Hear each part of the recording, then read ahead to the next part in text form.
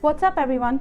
Thank you so much for tuning in. And if you're new, welcome to my channel. My name is Preeti Rao and I am both a real estate broker and a mortgage broker for close to 20 years. Last week, I spoke about an article that was published in the Financial Post, which covered the thoughts of the economist David Rosenberg on the Canadian economy. But the main thing that stood out in that video, which triggered a lot of questions from my clients, is how is paper wealth affecting our spending? For that, we first need to understand what is paper wealth and what is the difference between paper wealth and real wealth, or is there really any difference? So today's topic is going to be just that. But before I proceed, I humbly request to please hit the like button, tap the bell icon and hit that subscription button. It gets me motivated to keep you up to date with everything real estate.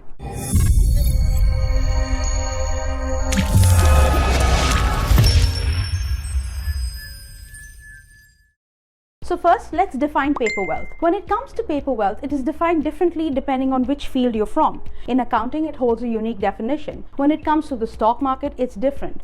But our concern is real estate. And in real estate, paper wealth, also known as the financial asset, is a simple idea with a somewhat complicated history. In the simplest terms, paper wealth is value, which is generally backed by some kind of asset that's been given but not realized, meaning it may differ substantially from the actual value, which is whatever amount is actually paid for that particular asset upon the sale of that asset. It's wealth that is intangible, that exists only on paper and isn't physically present. You cannot touch it, you cannot feel it, and it's measured by monetary value of the price of your asset. So basically, how much money your asset can be sold for. Now, more recently, existing home sales have dropped. This decrease in sale implies that buyers are stepping back from the market as higher mortgage rates and home prices make ownership less affordable. And while homeowners may have higher valued properties, it doesn't do them much good when buyers are scarce. The value is merely paper wealth. They can't realize these gains until they actually sell their home. So let's say you have a home that's worth 1.5 million, but you cannot sell it because people cannot afford to buy that home that's priced at 1.5. That then is considered your paper wealth because you cannot touch it till you don't sell it. So if you own a home and your assessed value of your property increases, your paper wealth increases, and vice versa. If the assessed value decreases, then your paper value also decreases. The same rule also applies to your stock markets, to the bonds and stocks that you own, or if you trade in the stock market frequently, the paper wealth of your assets increase or decrease as by the assessed value.